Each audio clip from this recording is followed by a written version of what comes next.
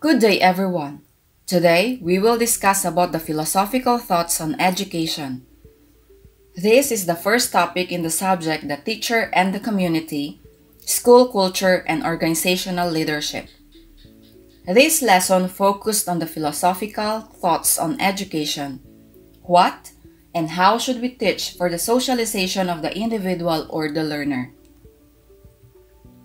The following are the education philosophers that we are going to discuss: John Locke, Herbert Spencer, John Dewey, George Counts, Theodore Bramwell, and Paulo Fear. But before we discuss, let us look into these questions. What are the significant contributions of these philosophers in education? How are these thoughts applied in the teaching and learning? And how are we going to connect and let our learners see the meaning of the isolated facts in their lives? Here are summaries of the thoughts of the education philosophers on what should be taught and how learners should be taught. First is John Locke. He is called the empiricist educator who believed that knowledge is acquired through the senses. He denounced scholasticism and advocated for experimentation in learning. He also promoted training students in wisdom and virtue rather than focusing on main content. He questioned the long traditional view that knowledge came exclusively from literary sources, particularly the Greek and Latin classics. Locke's rejection of classical education annoyed the educators of his day, but his advocacy for hands-on learning predated modern progressive educators by several centuries. Classical education should be combined with hands-on activities to provide a well-rounded education for students. For him, learners learn by doing and interacting with the environment, and the learner is an active, not a passive agent of his or her own learning. Locke believed that play is just as essential as learning because play can reinforce learning. So teachers should have some elements of fun in the classroom. For example, in any subject, do not just lecture but give engaging activities such as games, research activities, and let them apply it in real-life situations if possible. He also opposed the divine right of kings theory, which held that the monarch had the right to be an unquestioned and absolute ruler over his subjects. From the social dimension, education is seeing citizens participate actively and intelligently in establishing their government and in choosing who will govern them from among themselves. He believed that political order should be based upon a contract between the people and the government, and people should be educated to govern themselves intelligently and responsibly. Thus, political leaders, be it national, provincial, or barangay, should be educated and knowledgeable to be able to efficiently and effectively lead or govern the people. Same is true with the people so that they can choose wisely. Second is Herbert Spencer, a utilitarian educator. He was the first to coin the phrase survival of the fittest, which means that human development had gone through an evolutionary series of stages from the simple to the complex and the uniform to the more specialized kind of activity. Survival of the fittest also refers to the most adaptable species being able to live and reproduce. For him, to survive in a complex society, Spencer favors specialized education over that of general education. He also believed that the people in an industrialized society needed vocational and professional education based on scientific and practical or utilitarian objectives, rather than on the very general education goals associated with humanistic and classical education. Curriculum should emphasize the practical, utilitarian, and specific subjects that help humankind master the environment. Learning should be a sensory experience where students interact with the environment. Children should be encouraged to explore and discover, which would allow them to acquire knowledge naturally. He also added that schooling must be related to life and to the activities needed to earn a living rather than rote learning to survive in society. Science and other subjects that sustained life and prosperity should have curricular priority since it aids in the performance of life activities. Spencer is one of the leading social Darwinists of the 19th century. Social Darwinism is the conflict between social groups, which results in the most capable or fit group coming out on top as the winner, usually in terms of influence and wealth. According to social Darwinism, rich people would succeed and poor people would fail.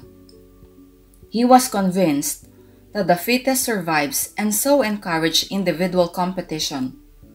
The competition in class is what advocates of whole child approach. He did not believe in the public school system. His major criticism of the school system was that it did not prepare children to live in society. Instead, he believed in the private school system, which competed for the brightest student. Because of his belief in competition, conflict, and struggle, Spencer felt that the most exemplary schools would eventually acquire the best teachers and students. Third is John Dewey. He is the leading proponent of the American school of thought known as Pragmatism. Pragmatism is an educational philosophy that says that education should be about life and growth. That is, teachers should be teaching students things that are practical for life and encourage them to grow into better people.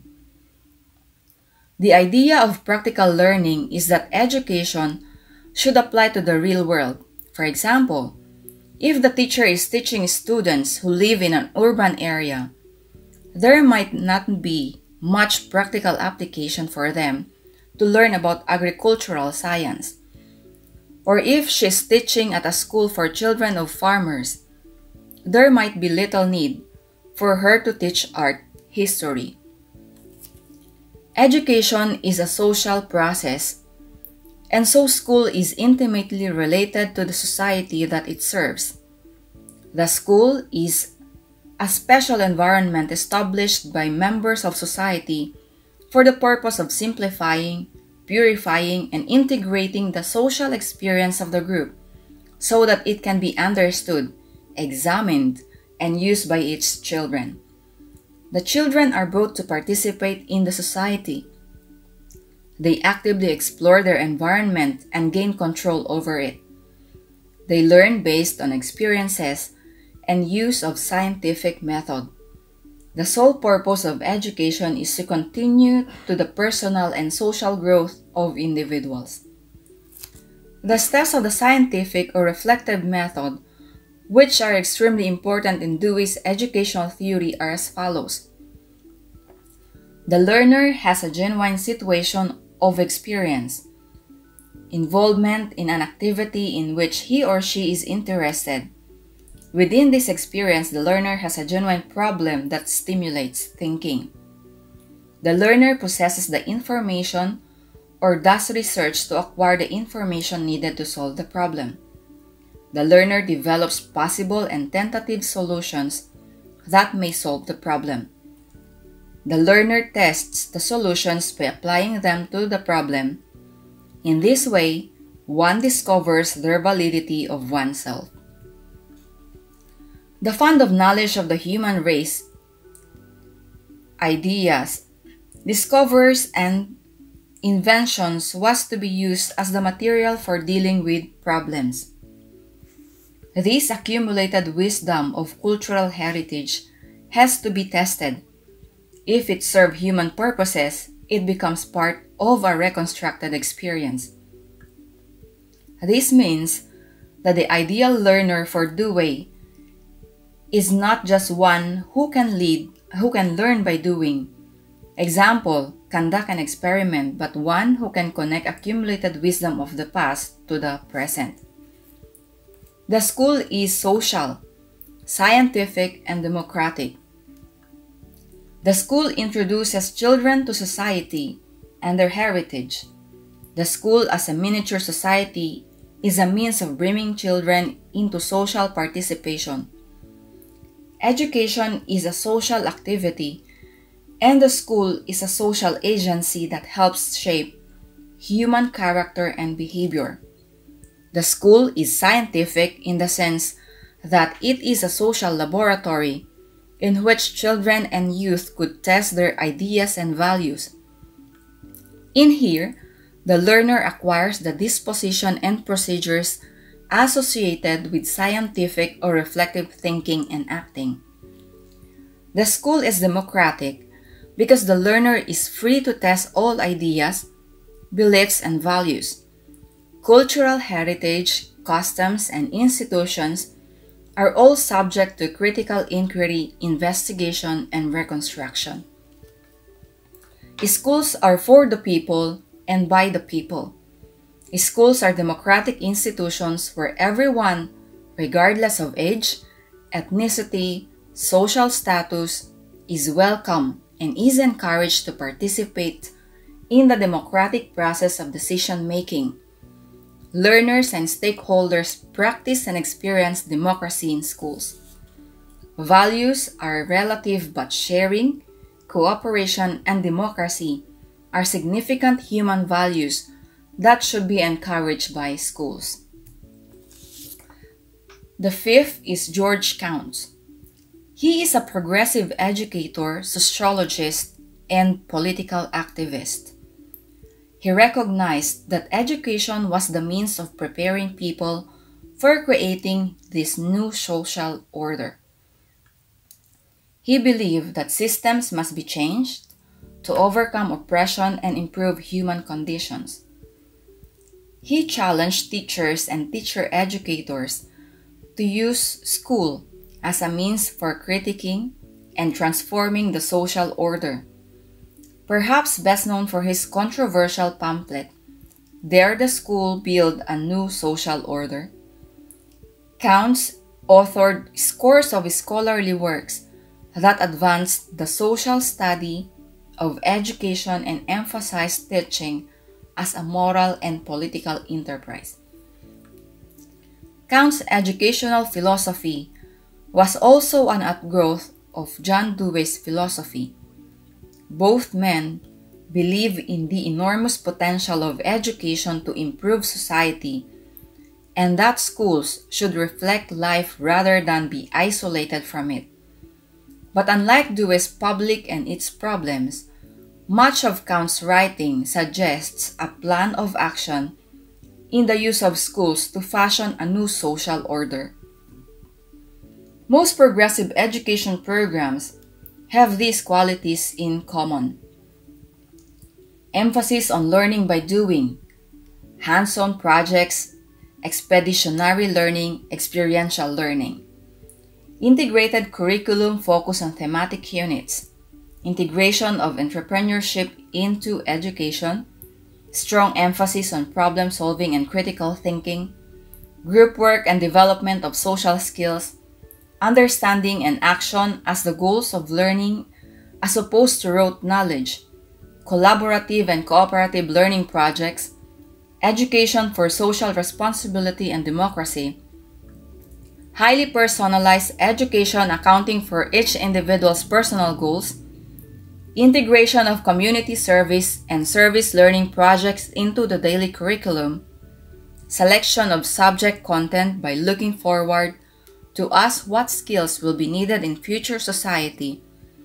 the emphasis on textbooks in favor of varied learning resources, emphasis on lifelong learning and social skills, and assessment by evaluation of child's projects and productions. Education is not based on eternal truths, but is relative or connected to a particular society living at a given time and place. Counts believe that schools and teachers are agents of change. For him, schools and teachers should be agents of change. Schools are considered instruments for social improvement rather than as agencies for preserving the status quo. Whatever change we work for should always be change for the better, not just change for the sake of change. Teachers are called to make decisions on controversial issues. Not to make decision is still a decision. Like Dewey, problem solving should be the dominant method for instruction.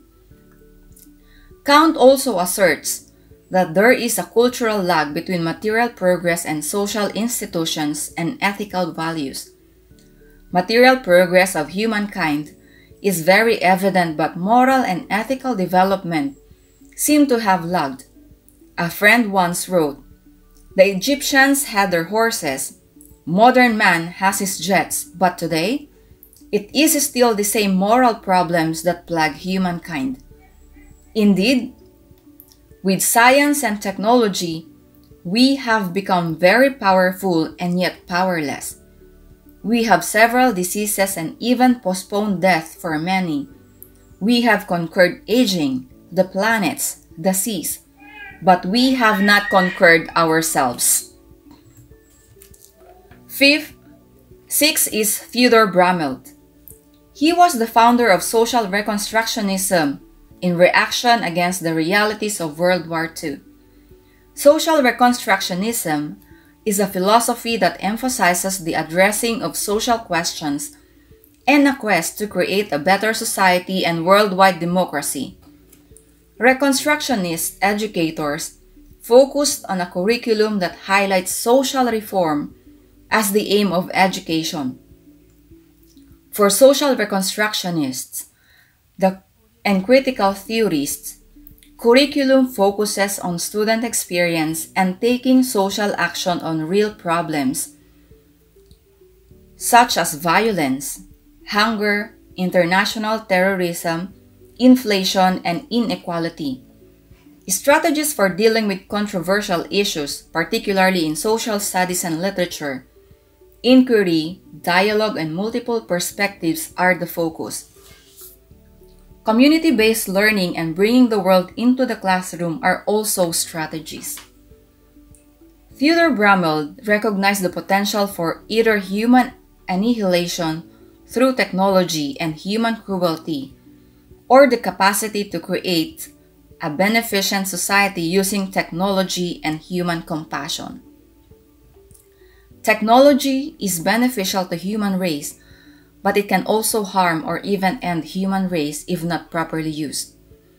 In an era of nuclear weapons, the social reconstructionists see an urgent need for society to reconstruct itself before it destroys itself. Like John Dewey and George Counts, social reconstructionist Brummelt believe in active problem solving as the method of teaching and learning. Education is designed to awaken students' consciousness about social problems and to engage them actively in problem solving. He is convinced that education is not a privilege of the few, but a right to be enjoyed by all citizens regardless of race and social status. Social reconstructionists are firmly committed to equality and equity in both society and education. Barriers of socio-economic class and racial discrimination should be eradicated. Technological era is an era of interdependence, and so education must be international in scope for global citizenship. They also emphasize the idea of an interdependent world. The quality of life needs to be considered and enhanced on a global basis. The last is Paulo Fear. He was a Brazilian critical theorist whose experiences living in poverty led him to champion education and literacy as the vehicle for social change. In his view, humans must learn to resist oppression and not become its victims, nor oppress others. To do so requires dialogue and critical consciousness, the development of awareness to overcome domination and oppression, rather than teaching as banking, in which the educator deposits information into students' heads. Fear saw teaching and learning as a process of inquiry, in which the child must invent and reinvent the world. Teachers must not see themselves as the sole possessors of knowledge and their students as empty receptacles. He calls this pedagogical approach the banking method of education. A democratic relationship between the teacher and her student is necessary in order for the conscientization process to take place. Fear's critical pedagogy is problem-solving education. A central element of Fear's pedagogy is dialogue. It is love and respect that allow us to engage people in dialogue and to discover ourselves in the process and learn from one another. But its nature, dialogue is not something that can be imposed. Instead, genuine dialogue is characterized by respect of the parties involved toward one another. We develop a tolerant sensibility during the dialogue process, and it is only when we come to tolerate the points of view and ways of being of others that we might be able to learn from them and about ourselves in the process. Dialogue means the presence of equality, mutual recognition, affirmation of people, a sense of solidarity with people, and remaining open to questions. Dialogue is the basis for critical and problem-posing pedagogy, as opposed to banking education, where there is no discussion, only the imposition of the teacher's ideas on the students. That's all for today. I hope you learned something. Have a good day to all.